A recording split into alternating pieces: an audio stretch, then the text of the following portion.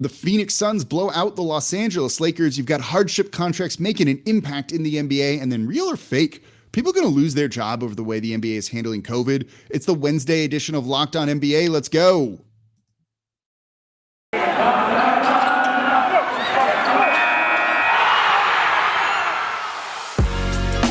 You are Locked On NBA, your daily NBA podcast. Part of the Locked On Podcast Network, your team every day. Welcome to the Wednesday edition of Locked On NBA, the daily podcast covering everything you want to know about the association. And on Wednesdays, I'm your co-host, Jake Madison, at NOLA Jake on Twitter, and the host of the Locked On Pelicans podcast. And I'm John Karalis, at John Karalis on Twitter. Thank you, Jake, for making the graphic correct this time. Merry Christmas to me. I appreciate the gift. I'm the host of the Locked On Celtics podcast. Thank you for making Locked On NBA your first listen every single day. We're free 5 days a week, no paywall, anything like that, covering everything you want to know around the league, recapping the games from the night before, talking about the biggest stories. So subscribe wherever you get your podcasts and available on YouTube where you can see our beautiful faces here.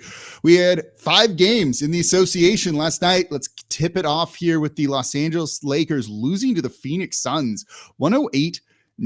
John, my notes for this one are Lakers bad, Suns good, which is an oversimplification of it, but not that much. And then you have LeBron hurting his ankle, playing way too much in this, all things considered, putting up a pretty good performance for him, kind of heroic given that 34 points. But if he goes down, man, this Lakers team is already feels like they're on life support despite having a decent amount of talent. But if he goes down, a team's just cooked even more so. Like, this team's going nowhere in the playoffs. This is the weekly Are the Lakers Cooked, or how cooked are the Lakers? Yeah. Now we're in the territory where Anthony Davis is already out. He's going to be out for at least 4 weeks. And the Lakers, for all of the issues that they've had, they've kind of floated along, but they haven't had that overlapping LeBron, Anthony Davis injury. If this does cause an overlap, then now you're screwed. Now this is going to be a very, very brutal, tough stretch for however long there is an overlapping kind of injury with those two. So hopefully for the Lakers' sake, this isn't something long-term. I have a feeling LeBron's going to miss some time. I don't know. You know, he stayed in the game, played. They pulled him with 3 minutes left, and it felt like they should have done it earlier than that. And I thought it was kind of weird for what was almost a 20-point loss.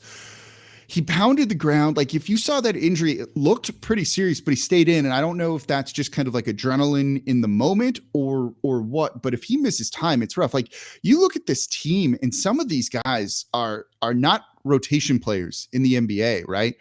Talen Horton-Tucker goes 0 for 8 from 3 and 1 of 13 from the field.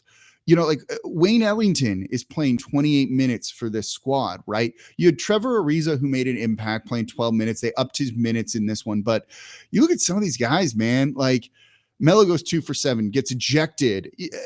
This team. What a dumb ejection, by the way. What a dumb ejection. Like, this is, I'm sorry to interrupt, but that's exactly what the Lakers don't need in that moment right there. So yeah, Jay Crowder comes by and taps him in the ribs. That should have been a foul. You get your tech, you make your point. That should be the end of it. But then to keep going and get ejected, this is a game that you kind of needed to win here. You had Phoenix shooting poorly. You are still amazingly an important player, Carmelo Anthony. And even though he's not shooting well, that ejection hurts the Lakers. It's deflating because there's no... It takes away that layer of hope that, hey, LeBron is carrying us. LeBron is doing everything and nobody's making shots. And what's the one thing Carmelo has been able to do is hit threes. He gets ejected. It's a very dumb. They probably would have lost anyway. I mean, I was looking at this game. It was 42 all, and Phoenix was 4-14 from 3. And when I saw that they were tied at that point, I'm like, Phoenix is going to catch a heater, which Devin Booker did in the third quarter. They did. And they're going to run away with it. But for Carmelo Anthony, like, you're the vet, man. You're one of the vets. Well, I guess everybody's a vet on this team, right? Yeah, oldest team in the NBA by far. Right. But that was just a dumb loss of cool, and it takes away any chance that the Lakers had of really hoping for some sort of upset when the Suns were cold. Yeah, no, I think that's a good way to put it. And look, Phoenix got it going in the second half. It was close for the first half. They started to run away with it in the third quarter. And look, they got Devin Booker back, right? He scored 24 on the night. DeAndre Ayton put up 19 and 11. He's been great since his return from missing time with illnesses. I look at this Phoenix Suns team, and as I was watching this game, I was trying to figure out like where is the weakness on them, right? They've got depth and guys that can come in and hit shots. They're 5-2 without Devin Booker this season. This team is really, really good. Like, I don't know if I put them as like that top team or top one or two teams, but they've got to at least be kind of close to that, I think. This is the reason when people talk about continuity that you can lose a player like Booker. Like, you look at this team and people don't want to put them in the same class as Milwaukee because they don't have that same star power. Chris Paul is obviously a big name, but everybody knows that he's old. You don't have the same star power as Milwaukee or Brooklyn or even the Lakers. Halftime of this game, the entire halftime show was about the Los Angeles Lakers when the Suns are like the second best team in the NBA, and almost no discussion of them. But what they have is the pieces that fit all around each other. They've got a supreme point guard leader in Chris Paul, and the continuity between the players and the coach. That is so critical to success in the NBA, and they put forth the effort just about every night. When you have guys who know how to play together, who try for each other, and who listen to their coach and who execute the game plan, that's a good team. Look, their role players know their roles and fill those really well. It kind of goes to what you just said about like executing the game plan, right? Like Bridges is such an unbelievably impactful defender and gives you just enough offensively. Like, man, I was looking at him. No one tries to do too much. No, it's great, right? Like they're so much fun to watch, and I can't wait for this Christmas Day matchup between them and the Golden State Warriors because that's the one I'm looking forward to the most.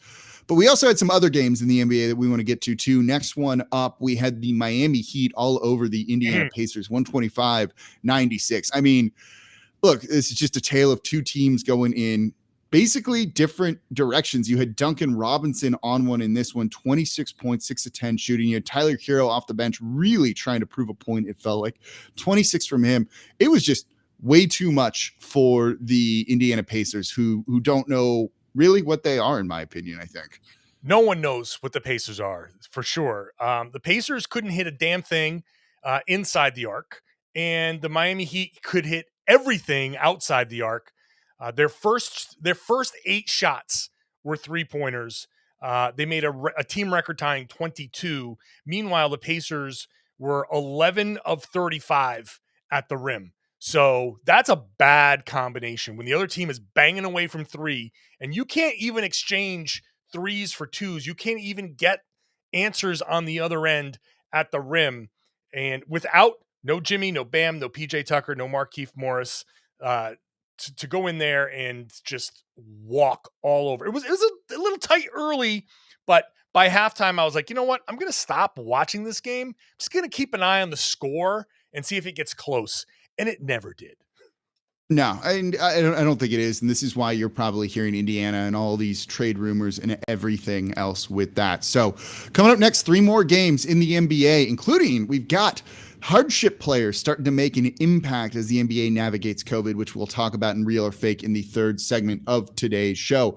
So that's coming up here next in today's episode of Locked On NBA. Before we get to that, though, today's episode of Locked On NBA is brought to you by Calm. When it comes to athletes, we tend to focus on physical fitness, but there's another side to the game that's just as important: mental fitness. Calm, the #1 app for sleep and meditation, has teamed up with LeBron James to help you train your mind to become the champion version of yourself. LeBron and Calm know that your mind is like any other muscle in your body, but you don't have to be a world champion to learn how to train it. Calm can help you train your brain so you sleep better, reduce stress, and perform at your best, just like LeBron does. And for LeBron, sleep is a critical part of his mental fitness routine. And he says, quote, "Getting good sleep and finding time to rest is one of the most valuable things I can do for my body and mind. From the sound of rain falling on leaves to bedtime sleep stories, Calm puts me to sleep within minutes, which means I wake up ready for any challenge," unquote. So if you head to calm.com/LockedOnNBA, save calm.com/LockedOnNBA for a limited time. You'll get 40% off a Calm premium subscription. With Calm, you have access to the nature scenes LeBron loves and so much more, like sleep stories, meditation, so you can be ready for any challenges that life throws your way. Again, for a limited time, our listeners can join LeBron in using calm.com and get a 40% discount on a Calm premium subscription over at calm.com/LockedOnNBA. Unlock content to help you focus, ease stress, and sleep better. Get started at calm.com/LockedOnNBA. That's calm.com/LockedOnNBA. All right. Thank you for making Locked On NBA your first listen every single day. We are free and available 5 days a week for you all, breaking down everything you want to know about the association, including all the games you didn't watch, but we did. And so we'll jump to the next one here on the slate. Get the Knicks over the Pistons 105-91. Like I caught part of this one, John. It's like, yeah, this went how it should be. Can we loosely say that we watched all of the? This was one that I was like, I'm gonna sort of side eye this game because I don't think Knicks Pistons exactly floats my boat. But no, I did because I want to see just where the Knicks were in their progression here, and look, they got they took advantage of a very undersized Pistons team, very, very shorthanded Pistons team. And Mitchell Robinson was the big difference here. And not only was Mitchell Robinson effective early and finished with 17 points, 14 rebounds, and 3 block shots, they started Mitchell Robinson in the third quarter and really were able to go on a run. Now, credit to the Pistons bench. The Pistons bench cut the lead down to 5. Trey Lyles had a big performance there, helping cut that lead down to 5. But too much size, too much Mitchell Robinson in this one. Yeah, Sadiq Bey had a pretty good game for the Pistons. He's been strong the past handful of them. And then you had a rough shooting game from Cade Cunningham. Rookies up and down, right? 2 of 13 finished with just 7 points on the night. Next game up, you had the New Orleans Pelicans beating the Portland Trailblazers 111-97. New Orleans on a 3-game winning streak right now. This one was the Nickeil Alexander-Walker show off the bench. 27 points for him, 18 points in the fourth quarter. This is a guy that like this team needs so badly to be good because their guard rotation is kind of awful. He hasn't really had that. This is his first real strong game of the season. We'll see if he carries it forward. By the way, keep an eye on Brandon Ingram too. Over his past 12 before tonight, he was averaging 25 points, 6 rebounds, 5 assists. He put up, it's 28, 8 and 8, I think, in this game. Has been really good so far this season playing at an all-star level. Any thoughts from this one, John? How does it feel to be on a 3-game winning streak? This has been That's a rough much better than 1 in 13. That is for sure. Yeah. I mean, my only thought from this game is I'm happy for you after all of the stuff, after everything that you've gone through. I feel like this is a Christmas present to you. We're not talking about Zion's foot. We're talking about a 3-game winning streak. That's good.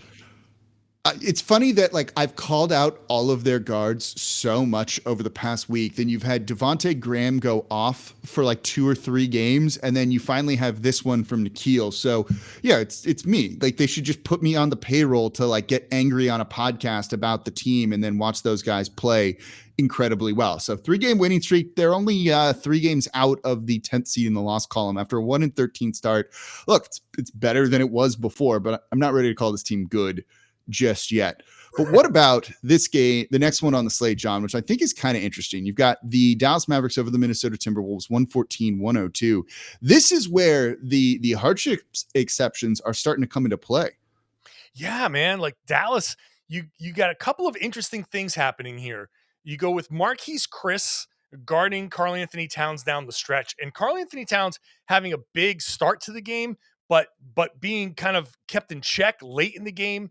And Marquise Chris, instead of Dwight Powell, going to Jason Kidd went with the guy that they just signed. It's like, hi, how you doing? It's Marquise. You say right? Okay, great. You're guarding Karl-Anthony Towns now in the second half. Go to it. And you get Theo Pinson, who came from the Maine Celtics, who'd been having a good season there with the Maine Celtics, comes in, makes a contribution, 7 points, 4 rebounds, 3 assists, 4 steals for Theo Pinson. That's amazing work for a team that had to rely on Boban to give them some clutch minutes without Luka, without Kristaps, just same old stuff. This whole thing is about without. And these guys, they just signed. Theo Pinson was playing Madden, and he gets a call like, "Hey, you're on your way to Dallas." Like, all right, cool. And go in there and make an instant impact, playing 21 and a half minutes for the Mavericks. It's wild. Yeah, Minnesota struggled in the second quarter, and it was him doing work on Towns in that. Minnesota only scored 15 points in that period, which was ultimately the difference of the game, and that's where he had 3 of those 4 steals and just shut them down. It's a cool story, right? Like I'm kind of excited for all of these G League call-ups to see like some nice moments like this. You're gonna have some nobody hit a game winner, and it's gonna be like the highlight of their career that they never would have had before. You remember Sunji Out of Games like a decade ago now hit like the game winner in a call-up, one of like the first real like temporary success stories from the G League. These are really cool moments, but do they mean anything long term? No, they probably don't. I mean, like first of all, let's say this before Mavericks fans and Nick Angstead just jump down my throat. Jalen Brunson was the story of this game, scoring 28 points and 6 assists and just being awesome. Jalen Brunson is probably the most slept on player in the league this season. He's having a great season and stepping up for the Mavs. Like, let's just get that out of the way. But because this is so temporary, and no, Theo Pinson in 2 weeks is probably going to be back with the main Celtics, and Marquise Chris is going to be gone once, hopefully, COVID and this Omicron variant works its way through the league, and these numbers start to fall a bit. Then these are hardship contracts. Now, it's going to be super interesting to see which of these guys has proven himself enough to get the actual 10-day contract down the road and potentially get signed for the end of the season and potentially be invited to G League teams and camps. And this is an important, we talk about the G League showcase that's going on right now in Vegas. This right here is a showcase for all of these guys. Yeah. And when you get this opportunity, Theo Pinson gets this opportunity here and gets to show something. And so much of NBA success, Jake, it's all about, do you have the right opportunity? One of my favorite NBA sayings is situation matters, because as well as I do, you put the same guy on 2 different teams, and on one team, he's having a breakout season, and on the other team, he's buried on the bench and ends up in the G League. And just because you have the right situation, you have an opportunity to prove yourself, and that's what's happening here. And so, in some ways, we're going to get into a lot more of this in the next segment. In some ways, I'm very happy. In fact, Ime Udoka said this before the Celtics played the Sixers the other day. I was talking to him, and he said, I kind of wish that I kind of wish this opportunity existed when I was playing, because he was like an end of bench type of guy. He's like, I'm happy for all of the opportunities these guys are getting.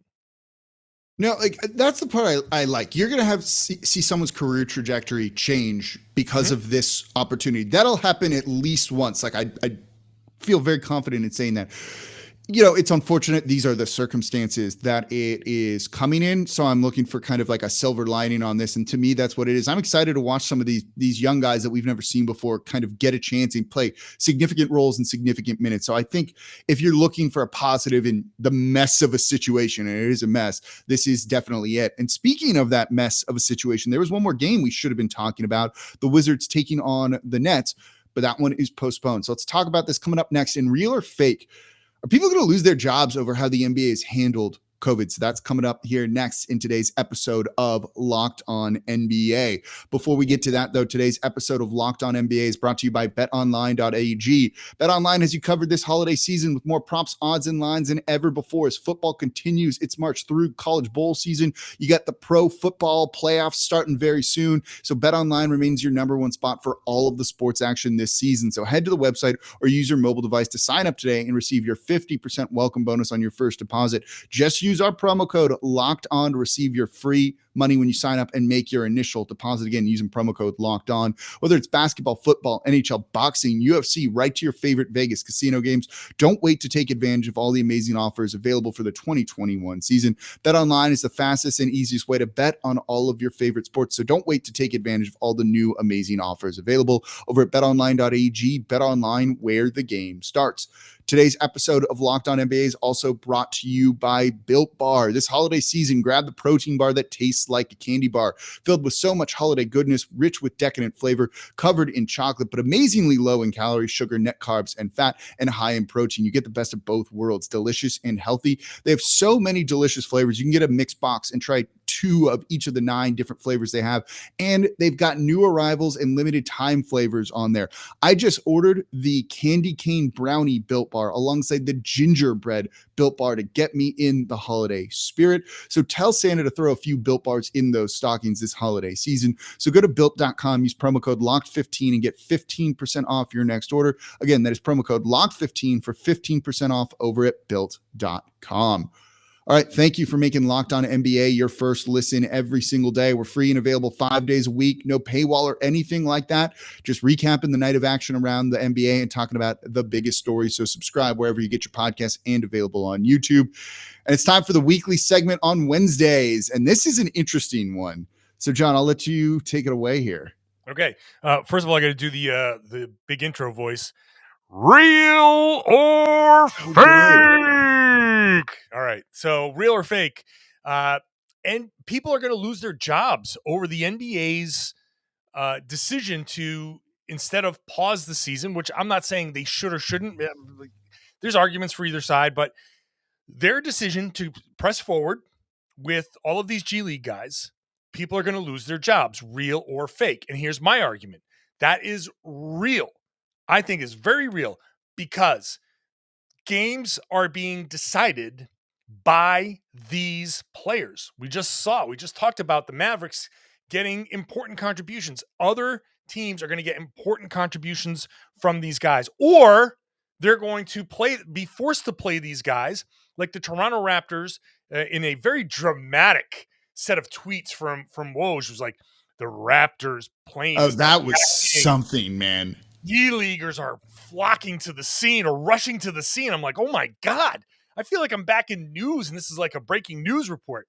But they're going to rely on these G-League signings, these hardships to make a difference. And Nick Nurse is safe and other guys, some of these guys are safe, but this is going to be this is a results-based league. Sports are results-based. I think too many of these results are going to be too impactful. And I think there's the possibility that the fate of some teams is going to be shifted in a way where people get fired, people lose their jobs, coaching decisions are going to be made, head coaching decisions are going to be made. And while these head coaches are probably going to be fine, the assistants, the down the line people, the video coordinators, there are people down the line that I think are going to lose their jobs because too many of these games are going to be decided by G League. They're going to have too much of an influence, and it's not going to be decided by the actual teams, the actual rosters that were set in place. So you took that in a slightly different direction. We didn't really plan this out as much as apparently I thought we might have before the show here. I thought it was going to be like someone in the had an argument against me. I'm like, let's save it. Let's not talk about it. I do now. Okay, so we were not on the same page here. I thought it was like you were going to come in and be like someone in the front in the league office is going to lose their job. Maybe Adam Silver gets canned because the league is deciding to push forward with all of this. And I'm just like, well, I don't money for the league, so they're not going to. No, everybody's going to keep. No, like I think the league loves this, right? Like I think the league, and this was my argument, was like the league is gonna love this. There's so much more drama around this, and this is one of those things that is almost like the great equalizer, right? That's why we kind of like love sports. There's like an element of chance in this that you can't expect, you can't plan for, and it throws everything out of whack, and a favorite loses because of it due to like no fault of their own. But because it's due to no fault of their own, I do think teams around the league are going to look at this and be a little bit more understanding. If anything, I think it might buy guys like an extra year or so. If you have someone in, say, a GM. I don't know, his name might be David Griffin or something like that, and maybe he deserves to be fired from his job, right? And like, he's going to point out and be like, look, you never got to see my full vision here because, use this as the analogy, right? Like, Zion's now out there on the court, so you can't really read into what I've done and evaluate me as the architect of all of this fairly. I think that applies to coaches and other GMs around the league when it's like, yeah, look, this guy was out due to COVID for so long, where we were decimated by it and we lost a bunch of games. That was ultimately the difference. We would have been in the playoffs otherwise. And can you go to an owner, and is that an easier argument than you would have had otherwise? Is it, you get to like back into an extra year. And I think you see things like that a lot, right? Like, there's sometimes a big reluctancy to fire a coach when they should be fired, to move on from a GM when they should be let go. Like, the Sacramento Kings are a very good example of that, right? Like, they just finally canned Walton. But if that team was decimated by COVID, would they have been able to maybe keep him? Could he have been able to keep his job and try and kind of explain, look at what I'm doing here? And I think the answer to that is yes. So I think people kind of realize this is going to be a little bit crazy. And then the flip side of it is, if you do a good job with some of these G Leaguers, you probably have a better claim to keep your job or get a better job if you're an assistant coach or something along those lines too. So maybe the flip side is, this is a good way for some coaches to really like elevate their body of work. Yeah, that's a fair point. I think there's always going to be like the balance on either side. Like, even though I think that this is going to be a potential bad thing for some people, there is certainly, I can buy that argument that coaches who really show their chops developing guys will be the ones that, hey, look, the development coach on this team took the G League guys and they made important strides and contributions, and we have a young team in whatever, Houston, Oklahoma City, wherever, like, they're, you know what I mean? Not that I think those guys are going to get fired, but that type of situation. I get what you're saying. And yeah, we've seen how you develop these guys quickly. We want you to be the guy who heads up our young team, So whenever Rick Carlisle decides that he's had enough of the Indiana Pacers situation, they're that's a fair argument there. I mean, look at like how smart Jason Kidd looks right now, right? Talking about this in the last segment of. All right, yeah, okay, I'll give it to you. I don't want to give that dude credit, but like, he gets it for making that decision. Yeah. The dude probably, some of those guys walked into the door probably like yesterday, right? And now he's playing in big minutes early on in a game, right? Not garbage time. Like, there's something to be said for that. Like, yeah, someone's going to lose their job somewhere due to this. Is it going to be like a big thing? Probably not. And so that's kind of why I don't want to be like, yes, this is a thing. That's why I think it's kind of fake. I think if anything, this is going to be kind of good for a lot of people. I don't know. I still think it's real. I think that the results will speak for themselves. And, you can say, hey, COVID, this or that. The response I would get from somebody in charge, one of the very rich people in charge, is, hey, look, results are results, and you didn't build a good enough team that could withstand this kind of stuff. And that's a fair point. Unless 8 people or 10 people go down, but if you have enough players, you say, okay, like, I'm look at the Boston Celtics. Not that I expect anything like this to happen there, but in a similar situation, you have 7 guys in COVID protocols, and if you rely on 4 or 5 G Leaguers to come in and that falls apart and it goes south in a different world where it's not, let's give a first year coach his, time to develop and all of that stuff. If it was a guy who was on the hot seat, if it was Brad Stevens on the sidelines instead of in the front office, this could have been a situation like that. So I still see, and some of this argument, I will admit, is contingent on this continuing to That's rear fair its too. ugly head. Like, if this dies down in a week for some reason, then maybe I'm wrong on this. But if this continues, and like, look, we know that Omicron is very, very contagious and all of that, that maybe the guys who haven't gotten it will be the ones who get it, and Jason Tatum and Jaylen Brown and all those guys go back into the protocol, and then it is what I'm thinking. So it's hard to guess, it's hard to gauge, but I still think that this is going to impact a lot of results, and that has a strong potential to change the course of a lot of careers. Give me the chaos. I love it. It's more fun this way. It gives us stuff to talk about. So we disagree. He says it's real. I say it's fake. You've got to break the tie for us. Let us know in the YouTube comments. Is this going to cost people's jobs in the NBA, real or fake? And that's going to do it for the Wednesday edition of Locked On NBA. Thank you all so much for listening. Now for your second listen, go check out the Locked On Bets podcast. All your daily gambling needs and sports betting needs, free and available on all platforms. And on Wednesdays, I'm your co-host, Jake Madison, at NOLA Jake on Twitter, and the host of the Locked On Pelicans podcast. And I'm John Karalis, at John_Karalis on Twitter, and host of the Locked On Celtics podcast. Happy holidays, and we'll be back with you all next week.